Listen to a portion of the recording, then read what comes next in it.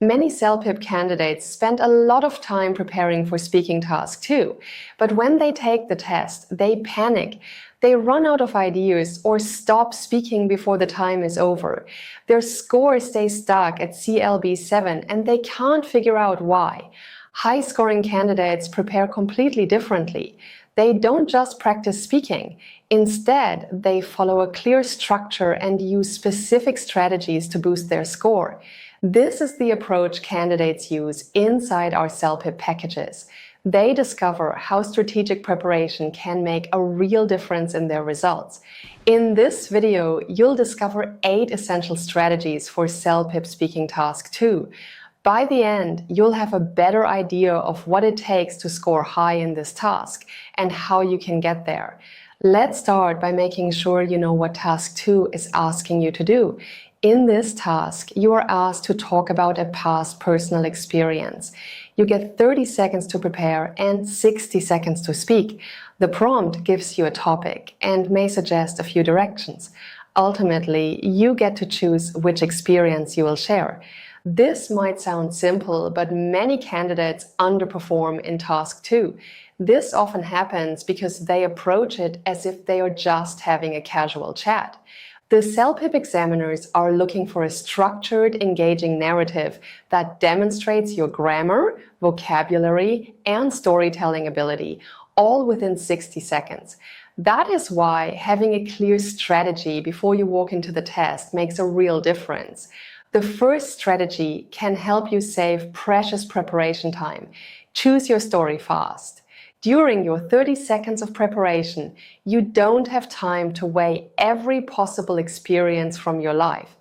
Instead, you need a simple decision-making rule. Pick the story that gives you the most to talk about.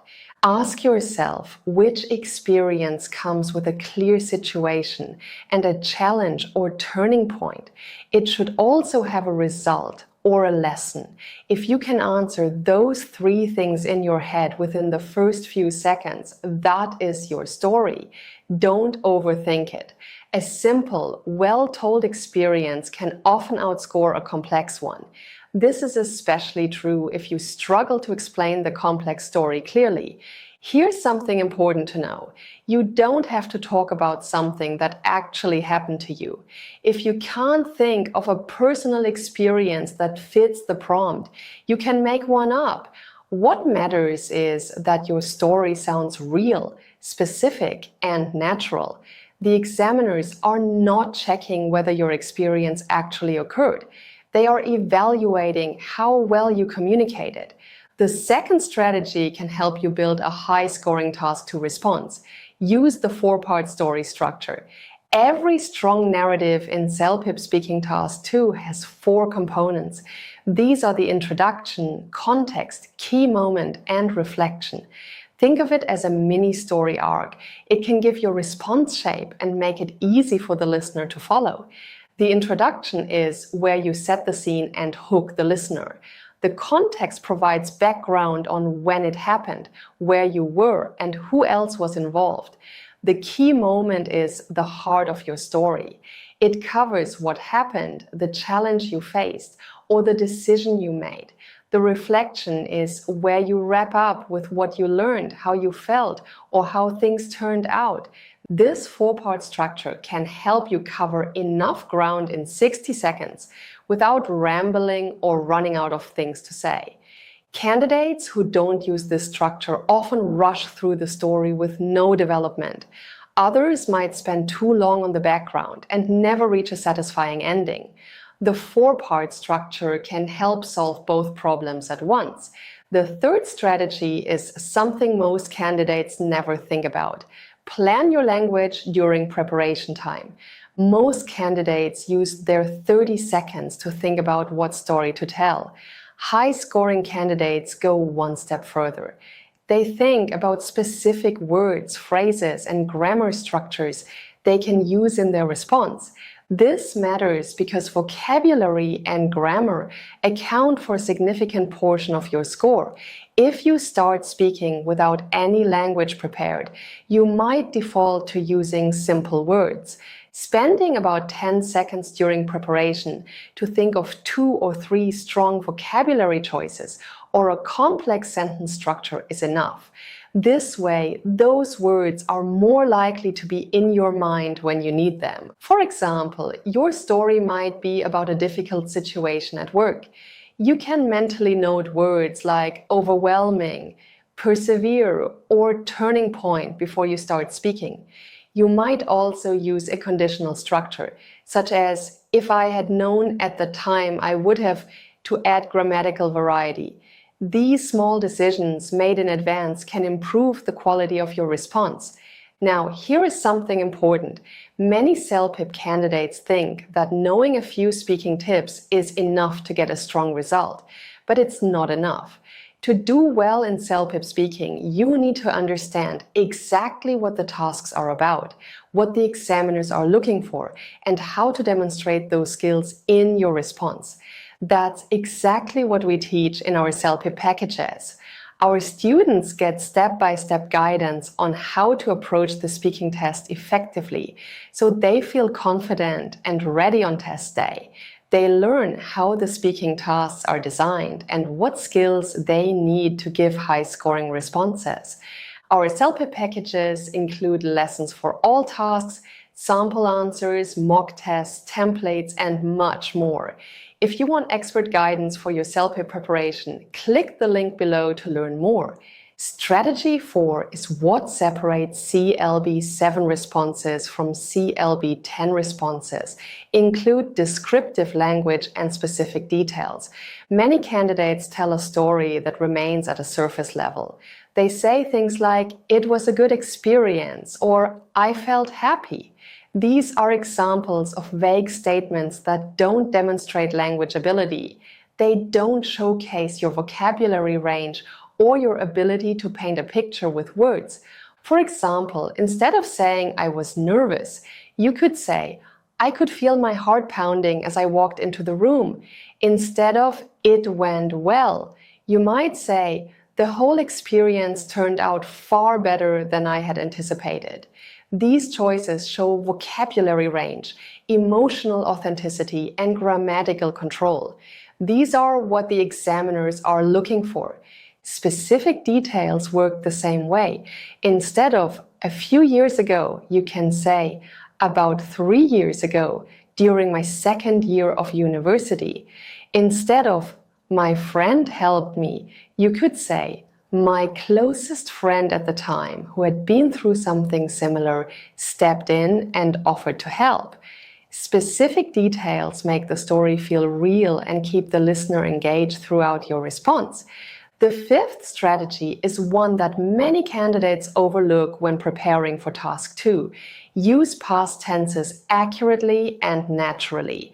Since this task asks you to talk about something that already happened, the majority of your response should be in the past tense. This might sound straightforward, but many candidates under pressure switch between tenses mid-story without realizing it. This can negatively affect your clarity and lower your overall grammar score. The good news is that Task 2 gives you a clear opportunity to show off a range of past tenses.